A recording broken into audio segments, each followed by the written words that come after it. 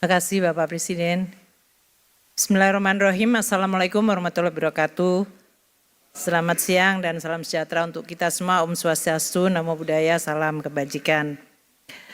Bapak Presiden yang kami hormati, Bapak dan Ibu sekalian, Kabinet Merah Putih dan seluruh hadirin yang kami hormati. Saya juga ingin menyampaikan selamat Idul Fitri kepada Bapak dan Ibu sekalian yang merayakan dan mohon maaf lahir batin. Kami akan melengkapi presentasi dari Pak Menko Perekonomian yang tentu lebih banyak kepada instrumen APBN karena ini salah satu instrumen di dalam pengelolaan ekonomi dan terutama dari sisi makro yang banyak sekali diandalkan pada saat menghadapi shock ataupun guncangan-guncangan. 4 hal yang akan saya sampaikan, pergeseran geopolitik yang sebagian tadi telah disampaikan oleh Pak Menko, tarif perdagangan yang diimplementasikan Amerika Serikat dan dampaknya, resiliensi dari perekonomian Indonesia dan bagaimana kinerja APBN.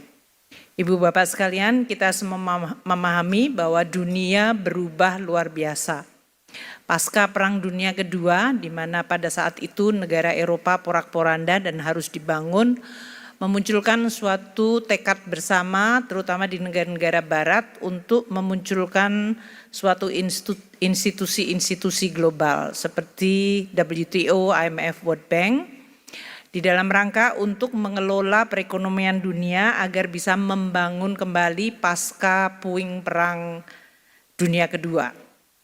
Sekarang ini seluruh institusi global ini menjadi kurang efektif atau bahkan tidak efektif karena shareholder utamanya yaitu G7 terutama Amerika Serikat sendiri yang melahirkan institusi ini sekarang tidak lagi percaya pada institusi yang dibuat sehingga memunculkan suatu sistem yang sifatnya unilateral.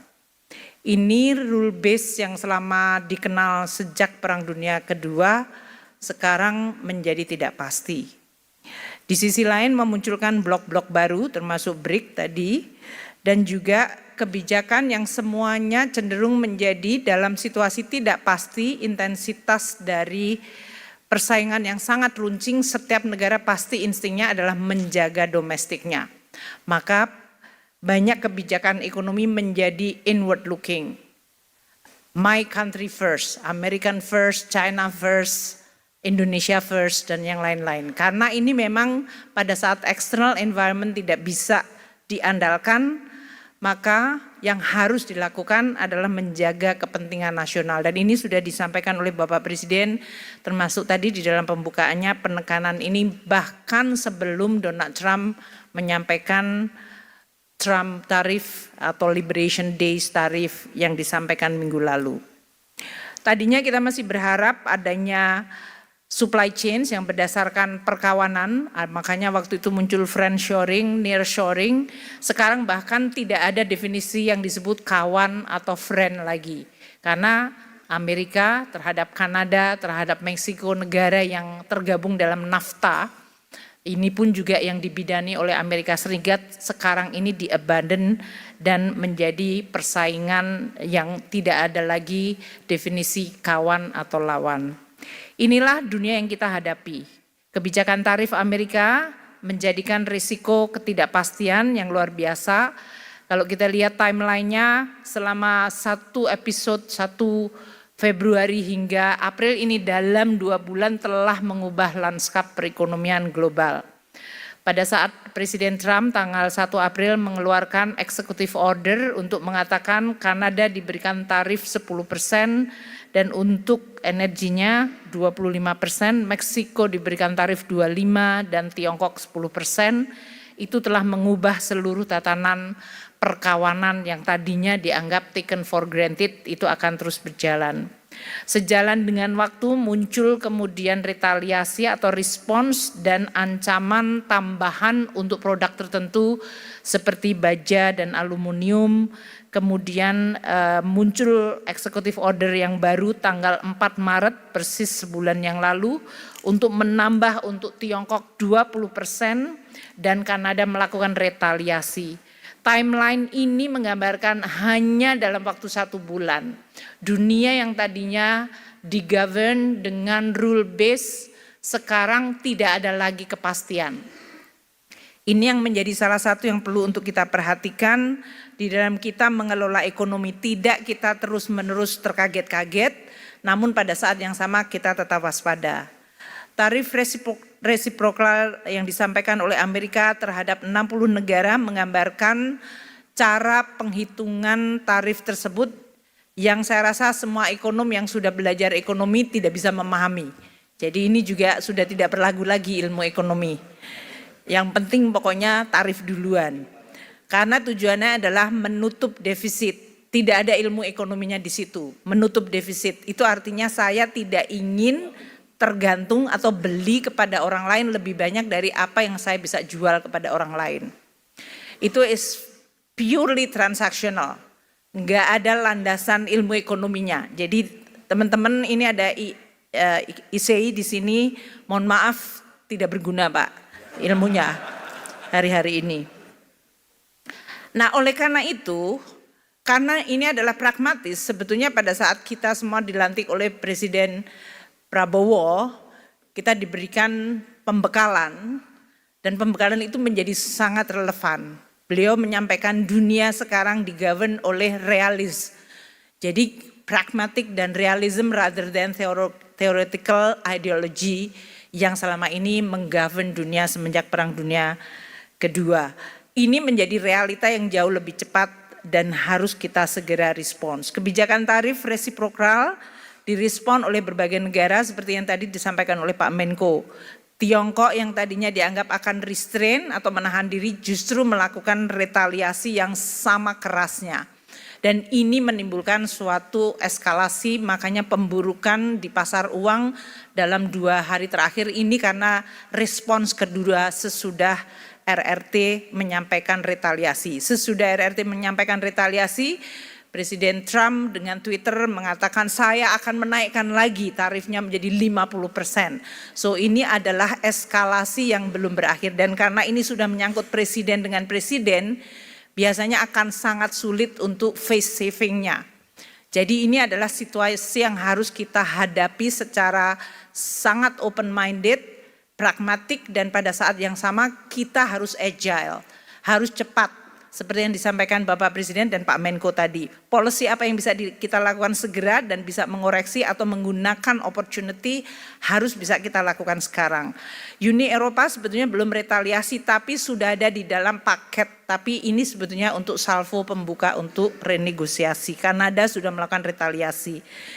Jadi berbagai negara yang lain mungkin lebih kepalanya dingin dengan pendekatan diplomasi dan negosiasi. Tapi not necessarily hasilnya juga menyenangkan karena seperti Vietnam yang mengatakan promise untuk 0% tarif dikatakan itu tidak memadai karena non tarif barrier juga menjadi salah satu bagian yang menjadi negosiasi. Dengan adanya kenaikan tarif di Amerika Serikat memunculkan sebuah pemikiran atau hal yang akan menjadi reaksinya yaitu terjadinya diversion dari perdagangan. Trade diversion ini yang sekarang sedang dibahas di dunia.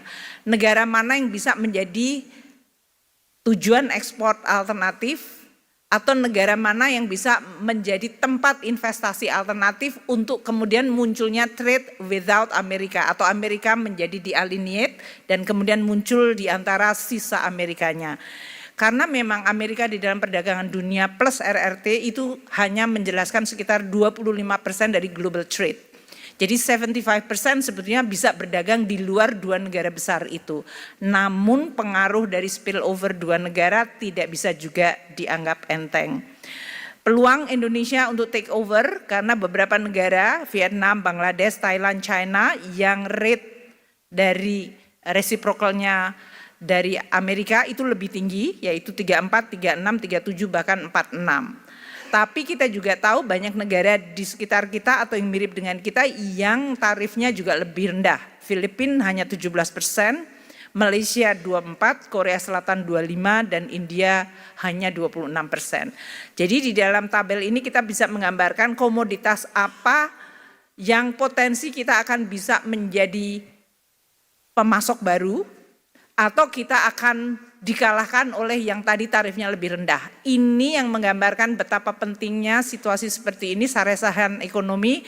Bapak Presiden ingin kemudian bertemu dengan semua stakeholder karena ini adalah perang bersama. Ini harus bersama-sama antara pemerintah, policy maker, para pelaku ekonomi dan bagaimana kita meresponsnya.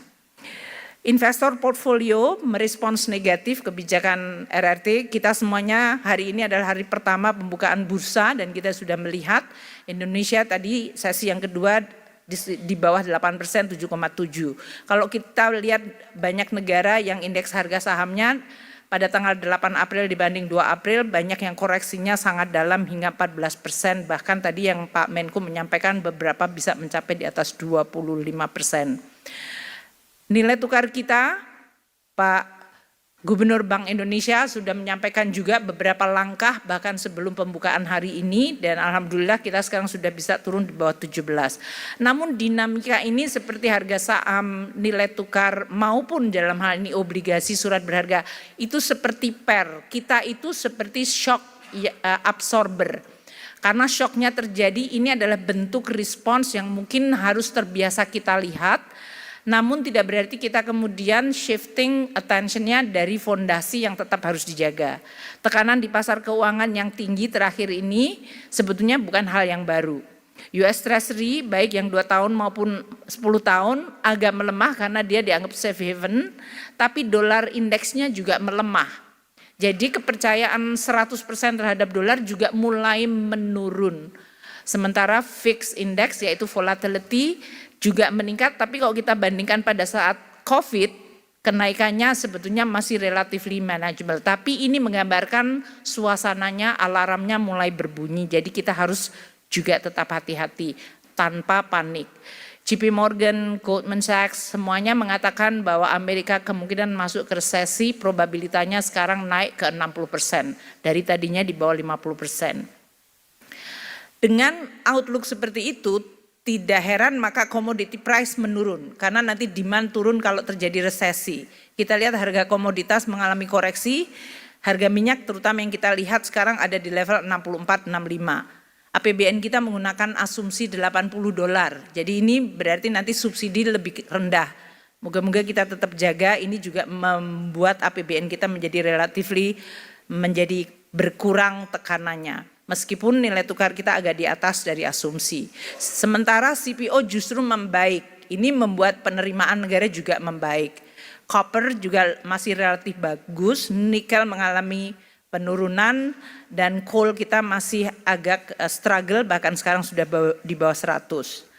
Aktivitas manufacturing sampai hari ini masih diekspansi tapi tipis di 50,3. Tadi telah disampaikan Pak Menko, Indonesia masih di atas 52. Berarti kita masih ekspansif. Kemarin kita sempat turun tapi kemudian kita naik secara cepat sekali. Ini menggambarkan cukup resilience dari sektor manufaktur di Indonesia. Ekspor Indonesia untuk pertanian dalam hal ini pertumbuhan year on year-nya 52%, untuk manufaktur 29%. Itu menggambarkan bahwa sebelum tarif Trump kita cukup baik dan oleh karena itu neraca perdagangan kita tetap terjaga surplus. Kalau kita lihat dari sisi neraca perdagangan ini, Amerika adalah the second largest. Tapi antara yang the first largest yaitu China, Amerika itu di 23 billion. Dan ini tidak banyak berbeda dengan destinasi lainnya. Kalau lihat dari tabel ini, Indonesia punya banyak alternatif sebetulnya.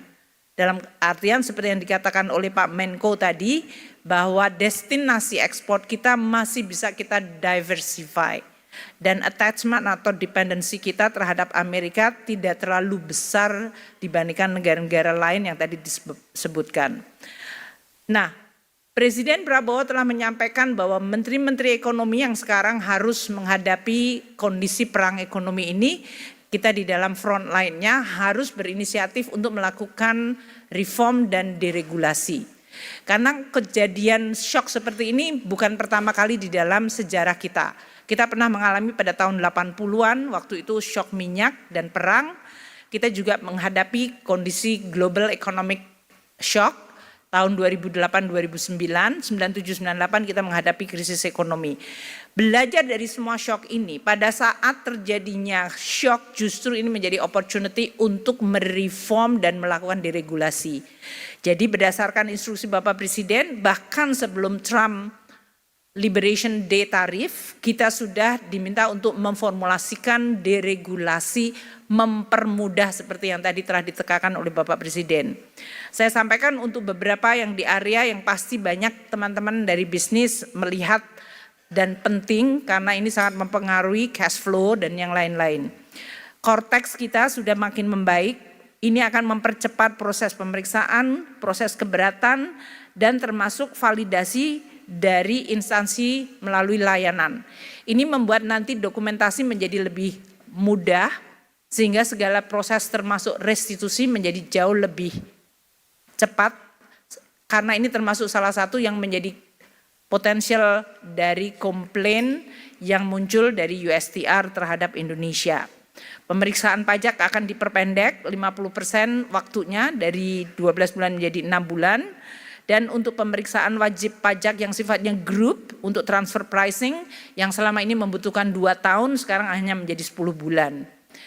Untuk restitusi kami melakukan secara jauh lebih cepat untuk yang orang pribadi di bawah 100 juta sama sekali tidak ada pemeriksaan. Untuk yang lainnya dengan adanya Cortex kita jauh bisa melakukan pengembalian lebih bayar PPN secara otomatis. Ini akan sangat mempengaruhi banget dari sisi cash flow dari perusahaan. Kita juga penetapan nilai pabean dan ini juga termasuk yang dikomplain oleh pelaku usaha, termasuk yang dari Amerika. Kita akan menggunakan rentang harga yang berbasis bukti yang valid. Jadi ini lebih memberikan kepastian. Penghapusan kuota import dan peraturan teknis ini disampaikan oleh Bapak Presiden. Ini akan sangat membantu karena kuota itu tidak memberikan penerimaan negara, menambah beban transaksi dan menimbulkan ketidaktransparan. Kalau ini dihapus akan sangat menentukan banget perbaikan dari sisi import ekspor Indonesia. Penyediaan perizinan dan tata niaga import akan disederhanakan berbasiskan IT dan data. Juga pergeseran dari pengawasan border menjadi post border dengan national logistic ecosystem di mana semua transaksi logistik ada di dalam digital teknologi, maka ini akan menurunkan waktu dan biaya logistik. Saat ini 53 pelabuhan dan 7 bandaran sudah terkonek dengan NLI. Sehingga seluruh transaksi itu semuanya digital dan jauh lebih cepat dan pasti. Kita juga mengimplementasikan HICO X-ray, dengan demikian petugas bea cukai tidak perlu harus melihat, membongkar, karena kita sudah bisa lihat setiap kontainer tanpa adanya intervensi dari petugas. Kita juga akan melakukan harmonisasi kebijakan dan administrasi perpajakan dan kepabeanan untuk aktivitas impor dan ekspor. Sehingga antara policy di hulu hingga ke hilir akan lebih sinergi. Ini untuk memudahkan berbagai transaksi restitusi, perbaikan proses kerja dan fasilitas impor. Kami juga telah mendapatkan feedback dalam situasi seperti ini mungkin ada perusahaan merger, akuisisi itu perlu untuk lebih cepat dan biasanya ini terhalangi oleh policy karena adanya implikasi perpajakan. Kami sangat terbuka untuk membuka dan melihat aspek perpajakan agar perusahaan-perusahaan yang perlu melakukan merger, akuisisi itu jauh bisa lebih agile karena situasi memang mengharuskan begitu. Beberapa fiscal measure ini kalau dihitung berdasarkan imputed tarif adalah sebagai berikut. Kalau perbaikan administrasi perpajakan dan kepabeanan dari mulai pemeriksaan pajak, restitusi pajak, perizinan, ini ekuivalen mengurangi tarif hingga 2% sendiri. Jadi ini adalah reform yang bisa kita lakukan di pajak bea cukai hanya dari sisi administratif penyederhanaan akan mengurangi beban. Jadi kalau tadi dunia usaha akan kena 32%, ini bisa dengan berbagai reform 2% lebih rendah. Kebijakan perpajakan untuk PPh import kami akan melakukan penyesuaian untuk produk tertentu yang tadinya antara 2,5 ke hanya 0,5%. Ini berarti mengurangi lagi 2% beban tarif. Jadi anything yang bisa mengurangi tarif karena sudah adanya beban tarif selama belum turun dari Amerika, kita akan coba lakukan. Penyesuaian tarif biaya masuk produk import yang antara 5 hingga 10% menjadi 0 sampai 5%, ini berarti mengurangi lagi 5% beban tarif. Ini untuk produk-produk yang berasal dari Amerika Serikat yang masuk dalam Most Favored Nation. Untuk tarif beasiswa, karena kita sering ngasih beasiswa, mohon maaf. Bea keluar untuk CPO kita juga akan lakukan adjustment, ini juga ekuivalen mengurangi beban hingga 5%. Dan trade remedies, ini termasuk Menteri Perdagangan, Pak Menko Perekonomian semua minta agar bea masuk anti dumping, imbalan safeguard bisa dilakukan dan dipercepat hanya dalam waktu 15 hari. Itu akan kita lakukan bersama dengan KL yang lain.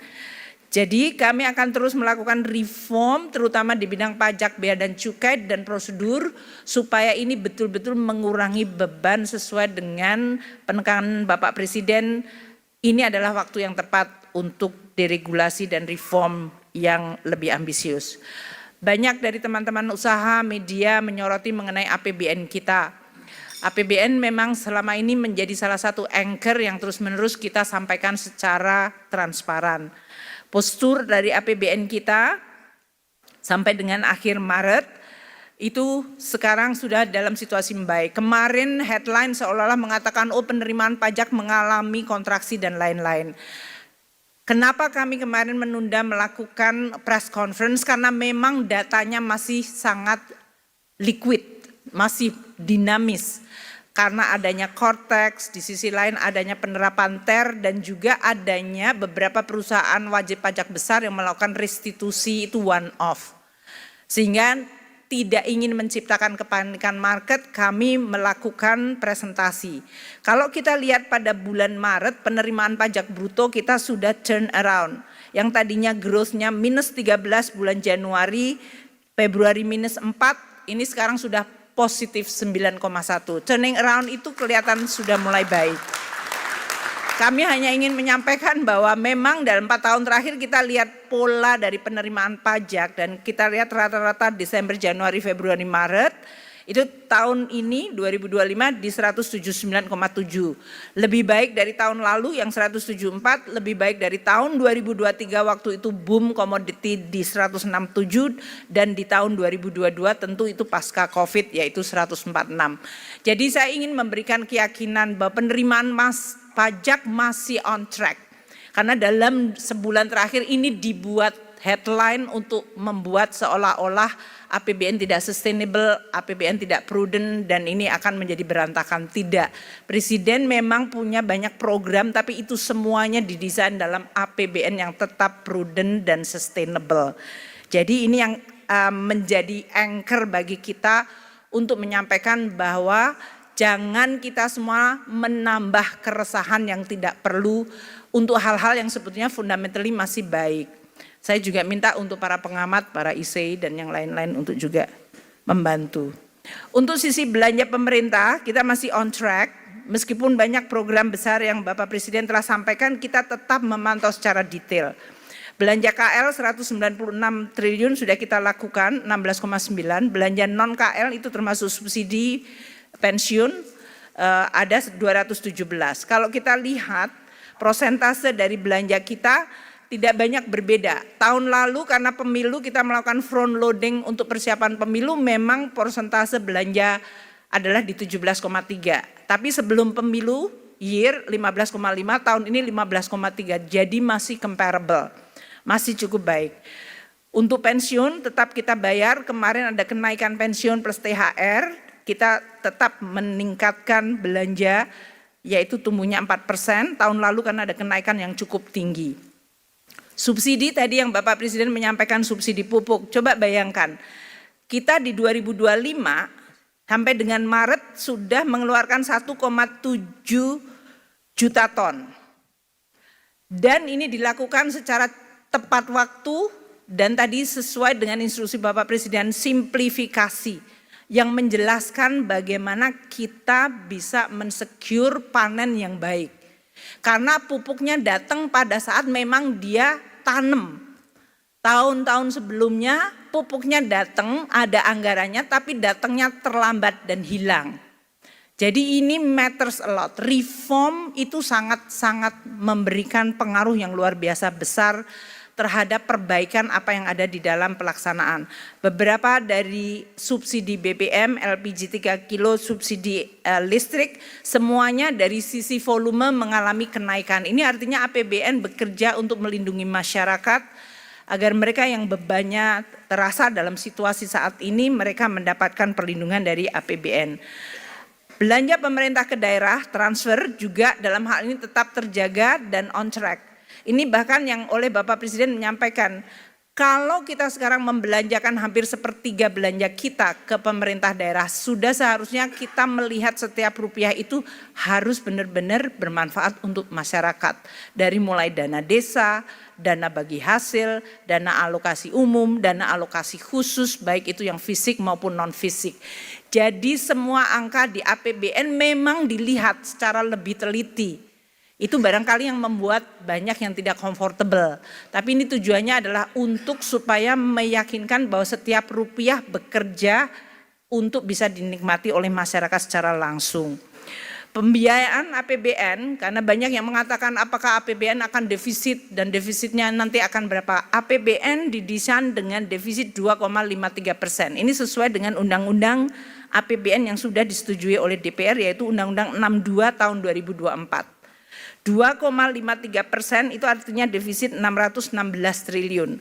Sampai dengan sekarang defisit dan pembiayaan kita bisa issue 250, untuk surat berharga negara kita 282. Memang terjadi kenaikan karena kita melakukan front loading, mengantisipasi bahwa Pak Trump akan membuat banyak disruption. Jadi kalau kita melakukan front loading bukan karena kita nggak punya duit, karena kita memang strategi dari issuance kita untuk mengantisipasi ketidakpastian yang pasti akan membuat kenaikan. Jadi dalam hal ini kami ingin menyampaikan bahwa kita akan tetap menjaga APBN dan terutama utang dan juga defisit kita secara tetap prudent, transparan, hati-hati. Dan ini yang menyebabkan tadi disampaikan oleh Pak Menko, rating kita tetap terjaga, stable, bahkan outlook-nya pun tetap stable. APBN adalah instrumen untuk membiayai banyak program-program penting. Ketahanan pangan yang Bapak Presiden telah sampaikan tadi. Kita telah memberikan subsidi pupuk 1,3 juta ton di the first 3 months. Ketahanan energi, subsidi BBM, subsidi listrik, makanan bergizi sudah 2,6 juta penerima. Mungkin nanti kita update selalu setiap bulan untuk menyampaikan berapa yang sudah dan nanti Pak Dadan juga bisa menyampaikan. Program-program pendidikan tetap kita jaga. Presiden meminta agar ini tetap dijaga. Bahkan ada inisiatif-inisiatif baru, itu semuanya dibiayai di dalam amplop APBN yang ada. Jadi jangan khawatir tidak jebol APBN-nya. Banyak yang mengatakan apakah APBN-nya jebol? Tidak. Program-program Bapak Presiden ada di dalam ruang APBN yang ada. Program kesehatan termasuk pemeriksaan kesehatan gratis itu sudah dianggarkan di dalam APBN. Pembangunan desa termasuk koperasi desa itu juga nanti akan menggunakan dana desa. Governance-nya yang kita sekarang work out, tapi tidak menambah amplop sehingga kemudian orang menganggap oh akan ada pengeluaran yang akan membuat APBN kita menjadi tidak sustainable. Pertahanan semesta baik untuk alutsista dan juga industri pertahanan dalam negeri itu semuanya ada di dalam APBN kita. Dan Danantara yang di-establish termasuk penggunaan dividen itu sudah kita perhitungkan. Jadi kami ingin menyampaikan bahwa APBN tetap terjaga sebagai anchor confidence karena ini penting sekali. Dan antara dalam hal ini kami dengan Pak Rosan dan Menteri BUMN akan terus bekerja bersama. Seperti yang disampaikan oleh Bapak Presiden, ya harus dikelola secara prudent, transparan karena ini adalah harta untuk anak cucu kita. Kita akan mendesain dengan tata kelola di mana whistleblower ada, oversight cukup kuat, dan penekanan untuk tidak ada konflik kepentingan dan bebas korupsi. Untuk program-program yang sudah diidentifikasi tetap akan dilihat secara profesional, sehingga tujuan yang baik dilaksanakan dengan baik dan dapat dikelola dengan amanah dan accountable. Itu yang tentu akan memberikan assurance. Bersamaan nanti kita akan bersama-sama dengan teman-teman BUMN dan Danantara untuk terus menyampaikan kepada para investor yang masih menanyakan, karena Danantara dan APBN termasuk dua hal yang terus dipertanyakan. Tapi saya ingin menyampaikan bahwa kami bertanggung jawab untuk menjaga kepercayaan Presiden, mission yang diberikan oleh Presiden, tapi juga kepercayaan dari market dan masyarakat. Karena itu semuanya adalah sama, tujuannya baik, dan oleh karena itu kita akan kelola dengan baik. Demikian yang bisa kami sampaikan, semoga bisa memberikan kejelasan dan juga memberikan juga ketenangan bagi masyarakat dan seluruh pelaku ekonomi. Terima kasih. Wassalamualaikum warahmatullahi wabarakatuh.